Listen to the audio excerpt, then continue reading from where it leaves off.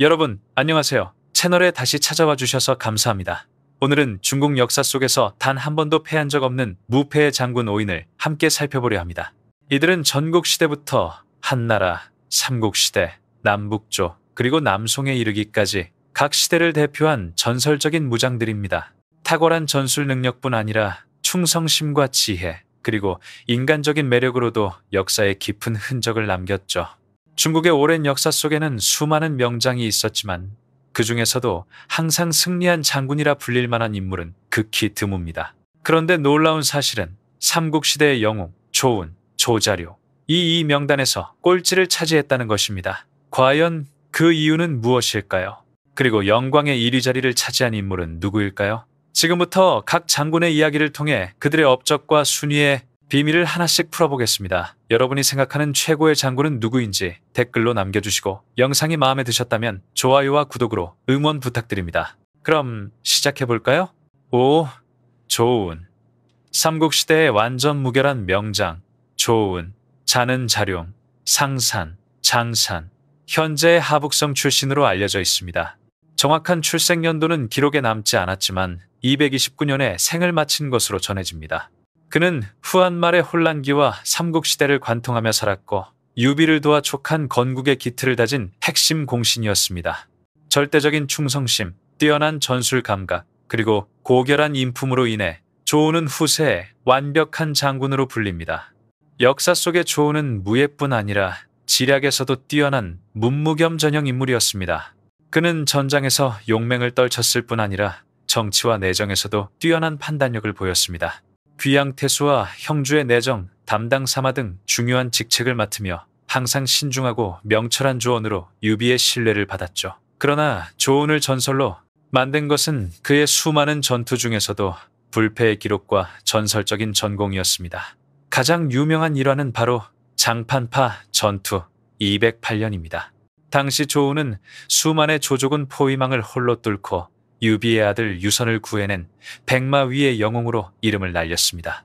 흰 갑옷과 백마의 어린 주군을 안고 적진을 돌파하는 장면은 삼국지연회를 통해 영원히 각인되었죠. 이 전투는 그의 충성심과 군사적 천재성을 완벽히 증명한 사건이었습니다. 이후에도 그는 방망파, 업천, 한수 등 수많은 전투에서 활약하며 족한의 세력을 굳히는 데 기여했습니다. 위기마다 주군과 백성을 지키기 위해 몸을 던졌던 조운은 그야말로 국군의 영웅이었습니다. 전투뿐 아니라 정치적 통찰력에서도 빛났습니다. 익주를 평정한 뒤 조운은 유비에게 농지를 백성에게 돌려주라 권하며 장기적인 안정을 강조했죠. 또한 관우와 장비가 차례로 전사한 뒤 유비가 동호를 치료할 때도 그는 냉철하게 이를 만류하며 불필요한 희생을 막으려 했습니다. 이런 점에서 조운은 단순한 무장이 아니라 시국을 꿰뚫는 현자형 장수였습니다. 삼국지연회에서는 조운이 관우, 장비, 황충, 마초와 함께 촉한 5호 장군, 슉한 우후 장군으로 묘사됩니다. 흰갑옷의 영웅 이미지는 실제 역사 속 인물인 진도신더의 백모이군, 마이모이군에서 모티브를 얻은 것으로 알려져 있습니다. 사실과 문학적 상상력이 어우러지며 조운은 후대의 이상적인 장군상으로 자리 잡았습니다. 그렇다면 왜 이렇게 완벽한 장수가 겨우 5위에 머물렀을까요? 역사학자 적중견. 이는 그 이유를 공운의 평가 시점과 관직 서열에서 찾습니다. 유비가 황제로 즉위한 뒤 조운은 익군 장군, 이군 장군에 봉해졌지만 관우, 장비 등 4명의 장군보다 낮은 지위에 있었습니다. 심지어 유선이 공신들에게 후작 자기를 내릴 때 조운의 이름은 처음엔 명단에조차 없었습니다. 다른 장수들의 청원으로 이듬해에야 추봉되었죠. 이는 그의 전공이 뛰어났음에도 당시 정치적 비중이 상대적으로 낮았음을 보여줍니다. 또한 다른 명장들처럼 대규모 전투를 지휘하거나 나라의 운명을 바꾼 결정적 승리를 이끈 사례는 많지 않았습니다. 조운의 전투는 주로 개인적 용맹과 보조적 역할 중심이었기 때문입니다. 반면 상위권에 오른 장수들은 역사의 흐름 자체를 바꾼 전쟁을 승리로 이끈 인물들이었습니다. 그럼에도 불구하고 조운은 후대에 관우와 더불어 명청시대, 제왕묘, 디왕묘에 모셔진 단 2명의 삼국시대 장수 중 하나로 남았습니다. 이는 시대가 변해도 그가 상징하는 충성과 인품이 여전히 존경받고 있음을 의미합니다. 조운은 단순한 전장의 영웅이 아니라 용기, 지혜, 도덕성을 모두 갖춘 이상적인 무장으로 중국 역사에 길이 남았습니다. 4. 백기. 전국시대의 무패의 전쟁기계. 백기는 중국 전국시대 진나라를 대표하는 전설적인 장군으로 단 한 번도 패한 적이 없는 남자로 불린 인물이다. 그는 기원전 332년에 태어나 기원전 257년에 생을 마쳤으며 30년 동안 진나라군을 이끌며 수많은 나라를 정복했다. 전국시대는 중국이 7나라로 나뉘어 끊임없이 싸우던 혼란의 시대였고 백기는 그 격동 속에서 천재적인 전술가이자 냉혹한 승리자로 이름을 남겼다. 그는 전장에서 한 번도 패하지 않았으며 전투에 임할 때마다 상대의 약점을 정확히 꿰뚫고 치밀하게 이용했다. 힘으로만 밀어붙이는 장수가 아니라 심리전과 기만수를 완벽히 활용하는 전략가였다. 백기의 이름이 들리면 적국은 이미 전의를 잃었다고 할 정도로 그의 명성은 전국시대를 뒤흔들었다. 그의 생애를 대표하는 두 전투가 바로 익절전투와 장평전투다. 기원전 293년의 익절전투에서 백기는 진나라군을 이끌고 위나라와 한나라의 연합군을 상대했다. 그는 연합군의 약한 고리를 간파하고 한나라 쪽을 먼저 공격해 전세를 뒤집었다. 그 결과 24만 명의 적군을 전멸시키며 진나라의 위세를 천하에 떨쳤다. 이 승리로 진나라는 강대국의 반열에 오르고 백기는 불패의 장수로 명성을 얻게 된다. 하지만 그의 이름을 전설로 만든 것은 기원전 260년의 장평전투였다. 이 전쟁은 전국시대 최대 규모의 전투로 진나라와 조나라가 2년 넘게 맞붙었다. 상황이 교착되자 진소왕은 백기를 다시 불러 지휘권을 맡겼다.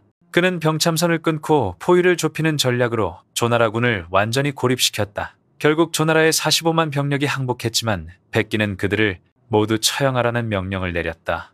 이 사건은 전국시대 최대의 학살로 기록되며 그의 이름을 영광과 공포의 상징으로 동시에 남겼다. 백기는 전장에서 천재였지만 인간적으로는 냉혹하고 외교적 감각이 부족한 인물이었다. 그는 왕과 신하들 사이의 권력 다툼 속에서 점점 고립되었고 결국 진소왕의 명을 받아 자결해야 했다. 모든 전투에서 승리했지만 마지막에는 권력에 패한 비극적인 장군이었다. 그는 조은과 비교했을 때 전쟁 규모나 역사적 영향력 면에서는 훨씬 위에 있다. 그의 전투는 단순한 승리를 넘어 국가의 운명을 바꾸었고 진나라가 천하를 통일하는 길을 열었다. 그러나 그는 사위에 머문다. 이유는 명확하다. 지나친 잔혹함과 피해 전술 때문이다. 장평 전투에서의 학살은 그를 승리의 화신이자 피해 장군으로 만들었지만 동시에 인간적 존경을 받지 못하게 했다. 백기는 중국사에서 승리의 상징이자 전쟁의 비극을 상징하는 인물로 남았다. 그의 천재적인 전략은 오늘날까지 군사학의 교본으로 평가되지만 그 피비린내 나는 승리 또한 전쟁의 잔혹함을 일깨운다. 그는 역사에 이렇게 남는다. 전쟁에서는 이길 수 있지만 인간으로서의 승리는 어렵다. 3. 곽거병. 한나라의 별이 된 젊은 장군. 안녕하세요, 여러분. 중국 역사 속 패배를 모른 5명의 장군 이야기. 오늘은 그 3번째 인물로 넘어가 보겠습니다. 지난 시간에 우리는 전국시대의 무패 장수 백기를 살펴봤죠. 그는 수많은 전장에서 승리를 거뒀지만 지나친 피해 전술로 인해 찬사와 비난을 동시에 받은 인물이었습니다. 이번엔 그와는 정반대의 인물, 짧지만 찬란하게 빛난 한나라의 젊은 장군 곽거병 허추비를 만나볼 차례입니다. 그는 불과 24세의 나이에 세상을 떠났지만 그 짧은 생애 동안 이룬 업적은 중국 군사사에 길이 남았습니다. 곽거병은 기원전 140년에 태어나 기원전 117년에 세상을 떠났습니다. 그는 한무제 시대의 명장 위청외첨의 조카로 귀족 가문에서 태어났지만 결코 가문에 기대지 않았습니다. 그는 어려서부터 말을 타고 활을 쏘는 데 뛰어났으며 지형과 전술을 꿰뚫는 판단력으로 젊은 나이에 군의 중심으로 떠올랐습니다. 특히 그는 빠른 기동력과 기습 전술로 유명했는데 그 이름만 들어도 북방의 적 흉노가 떨었다고 전해집니다. 18세에 처음으로 출정한 그는 단 800명의 정예 기병을 이끌고 깊숙이 적진을 돌파했습니다. 그는 흉노의 영토를 종횡무진하며 이 0명 이상의 적을 사살하고 그들의 유력 귀족인 노후왕, 로허왕을 생포하는 데 성공했습니다. 이 첫 승리로 그는 단숨에 영웅으로 떠올랐고 관군후 관군허라는 칭호를 받게 됩니다. 1년 뒤인 기원전 121년 곽거병은 1만 명의 기병을 이끌고 와서 지역으로 진군합니다. 그는 불과 엿새 만에 5개의 흉노 소국을 무너뜨리며 900여 명의 적을 격파하고 1억 명이 넘는 포로를 잡았습니다. 이 전투로 한나라는 서북 국경을 완전히 장악했고 흉노의 남하를 막는 데 성공했습니다. 젊은 나이에 이처럼 대규모 작전을 완벽히 수행한 것은 기적에 가까운 일이었습니다. 하지만 곽거병의 이름을 전설로 만든 것은 바로 기원전 119년 막북머베 전투였습니다. 그는 한나라의 정예 기병을 이끌고 흉노의 본거지를 향해 돌진했습니다. 거친 사막과 험준한 길을 뚫고 나아간 그는 번개처럼 공격을 감행해 수만 명의 적을 괴멸시켰습니다. 이 승리로 한무제는 북방 국경을 완전히 안정시켰고 이후 한나라는 오랜 평화를 맞이하게 됩니다. 이 공로로 곽거병은 불과 20대 초반의 나이에 대사마다스마로 승진하며 최고 장군의 자리에 올랐습니다. 그는 단순히 전투의 영웅이 아니라 병사들에게 존경받는 리더였습니다. 그는 스스로 앞장서 싸우며 전리품보다 생존자를 우선시했습니다. 승리에 도취하지 않고 늘 냉철함을 유지했기에 한무제조차 그의 용기와 절제는 신하의 덕목을 넘어선다고 칭송했습니다. 그러나 그의 생애는 너무 짧았습니다. 기원전 117년 원정중 병을 얻은 그는 불과 24세의 나이에 세상을 떠났습니다. 그의 죽음은 한나라에 큰 충격을 안겼고 한무제는 슬픔에 잠겨 그를 자신의 능 근처에 묻도록 명했습니다. 그의 무덤은 오늘날까지도 마치 말을 타고 달리는 듯한 형상으로 남아 있습니다. 곽거병의 전쟁은 단순한 승리가 아니었습니다. 그는 한나라가 흉노의 공포에서 벗어나 안정된 제국으로 발전할 수 있는 기틀을 마련했습니다. 그의 이름은 지금도 중국에서 젊은 영웅의 상징으로 불립니다. 백기와 비교했을 때 곽거병은 잔혹함 대신 정의로, 피해 전술 대신 민족의 안정을 택했습니다. 그의 전쟁에는 명분이 있었고 그의 승리에는 자비가 있었습니다. 하지만 그가 더 높은 순위에 오르지 못한 이유는 그의 생애가 너무나 짧았기 때문입니다. 만약 그가 더 오래 살았다면 아마도 그는 중국 군사사에서 영원한 1위로 기억되었을지도 모릅니다. 이 악비의 남송의 영웅, 충절의 상징이 된 장군, 중국 역사에서 무패의 장군을 이야기할 때 빠지지 않는 이름이 바로 악비의 피입니다. 1103년 하남성 탕음현에서 태어나 1142년에 생을 마감한 그는 나라가 가장 혼란스럽던 남송시대에 등장한 구국의 명장입니다. 당시 송나라는 북쪽을 금진나라에 빼앗기고 남쪽으로 밀려난 약소국이었지만 악비는 그 속에서도 불굴의 의지로 싸워 나라의 명예를 지켰습니다. 어린 시절부터 무예와 전술 감각이 뛰어났던 악비는 문무를 겸비한 장군으로 성장했습니다. 사서에서는 그를 곽거병의 용맹, 한신의 지략, 제갈량의 침착함을 모두 지닌 인물로 묘사합니다.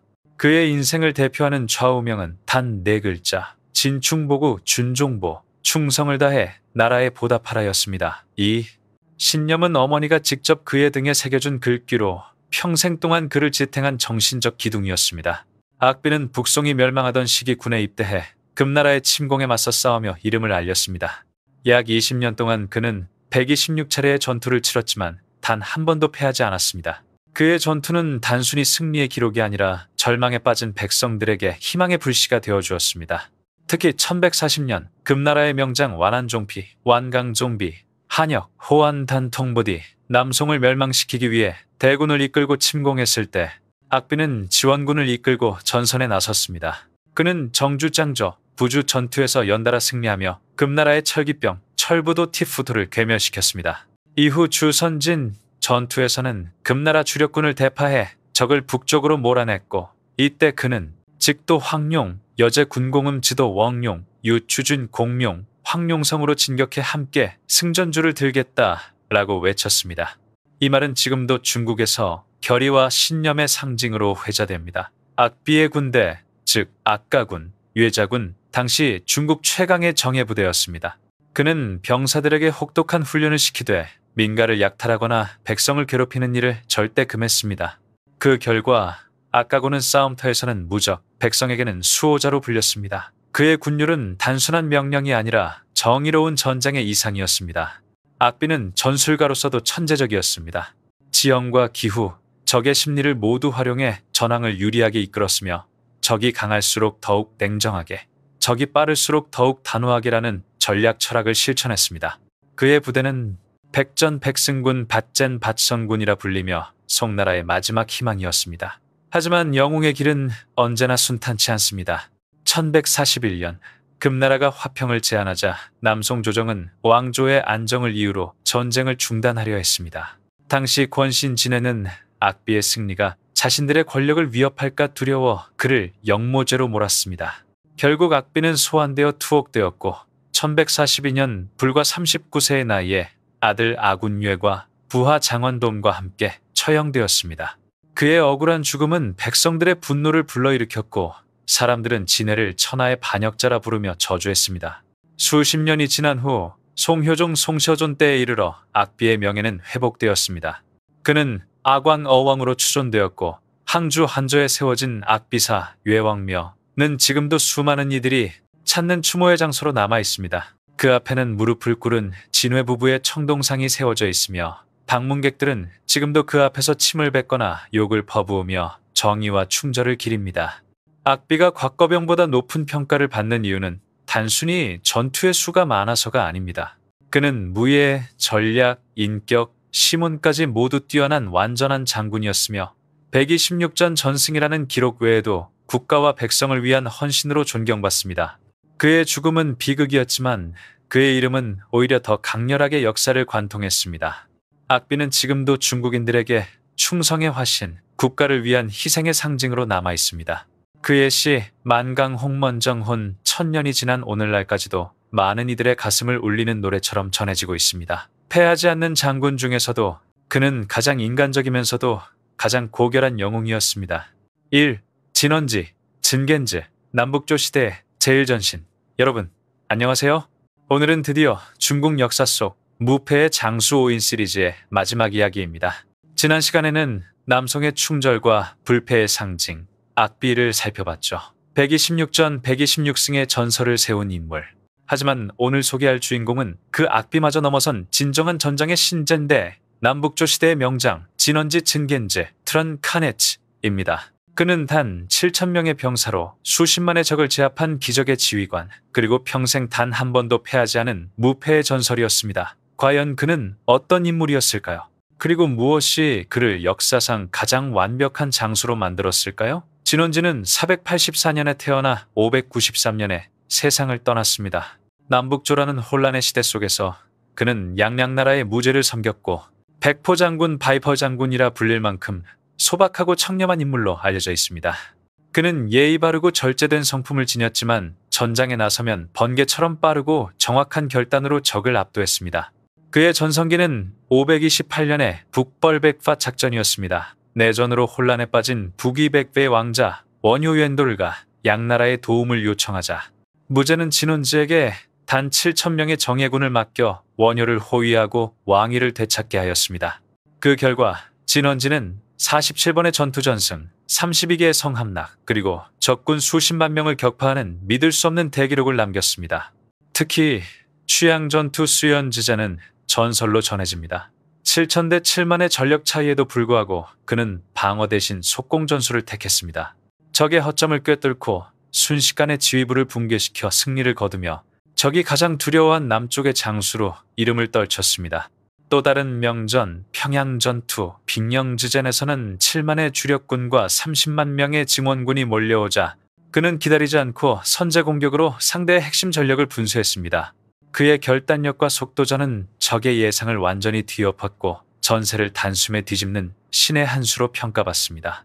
이후 강릉 지역의 강조, 반란을 진압한 일화도 유명합니다. 30여 명의 반군을 단 10일 만에 평정, 지도자를 생포하여 수도로 압송했습니다.